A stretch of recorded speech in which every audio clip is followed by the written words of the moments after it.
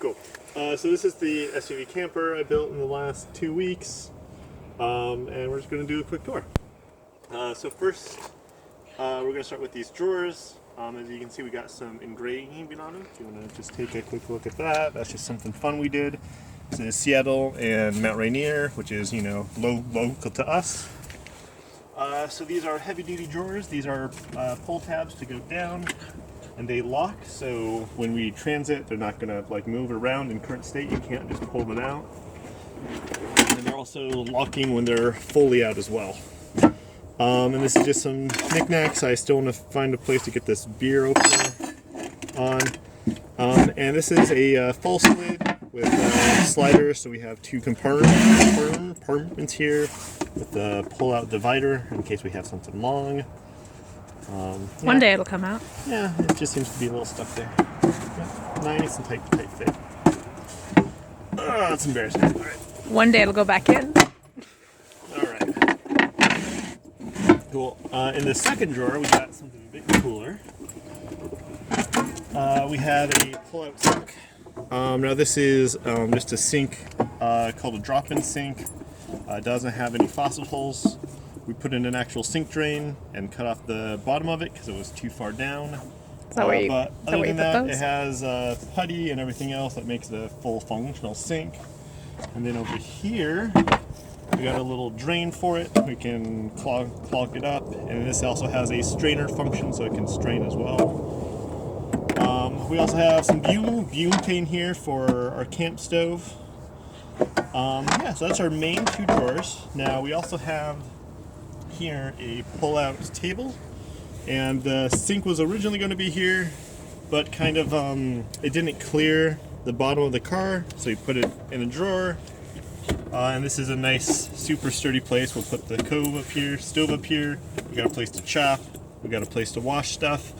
Still got to figure out where we're going to put the actual water system, but we'll figure that out. So that is pretty much the whole back here. Let me get this in right. And again, it locks in place. We also have, on each side of these, we have these folding things up here. And most of the time, if we don't have this in, or we can just kind of scoot it to the side. These fold up, and it's also internal storage. So we got like first aid kits. We got a USB vacuum. We have some other stuff in here. I think some cleaners. Yeah. So that's kind of what stoves in here. We'll probably put like a battery on one of these sides and dedicate the other one to the dog.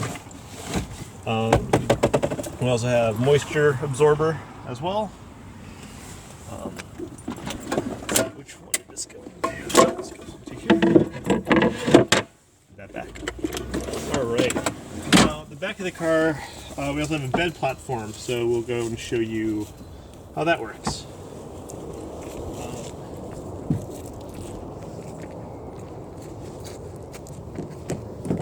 So this is what we have for the dog to prevent the dog from getting the car dirty. And these just unhook.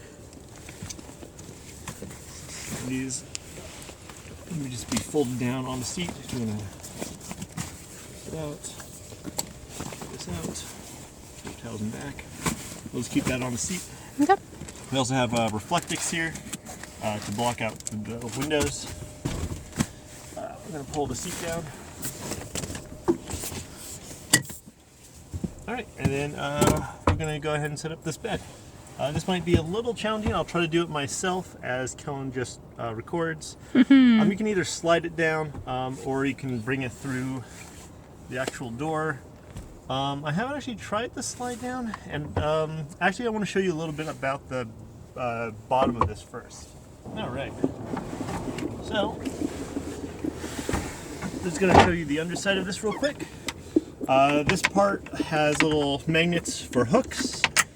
These hooks are going to clip into these little eye sockets on the back. Not these. Those are for holding the thing down. I just haven't found them.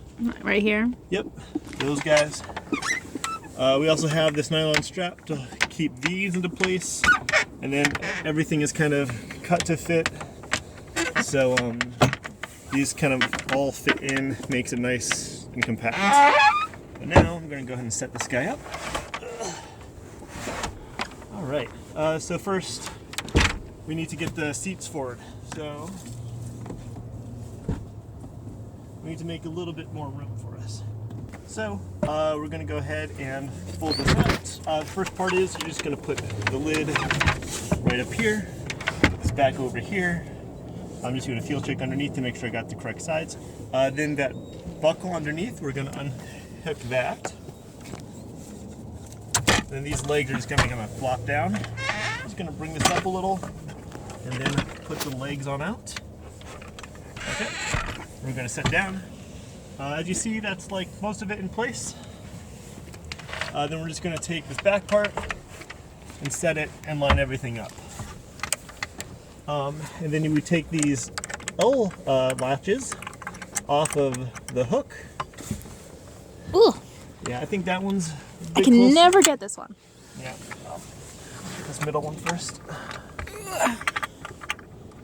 I do all this by feel, which I think is the best part. All right.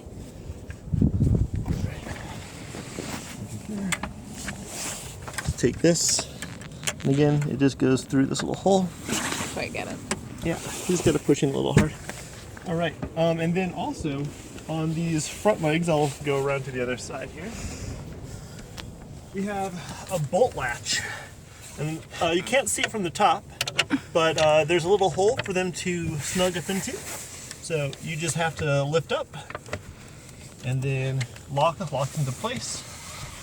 Then this one here, again, got a bolt latch here. So we just put the bolt up, and now it won't shift on you as you sleep. We're totally secured here, totally secured here. So now you can just kind of put in the mattress and chill. And the best part is moonroof. Yeah, so this will snugly fit two, really snugly fit two and a dog. I have my doubts. Yeah, I know. And then we just put Reflectix over all the windows. We got a pack here of 8 that covers every window. And we have on the outside WeatherTech rain guard, so we can crack the windows and have some nice cross breeze and ventilation. And that is what I built in the last 2 weeks.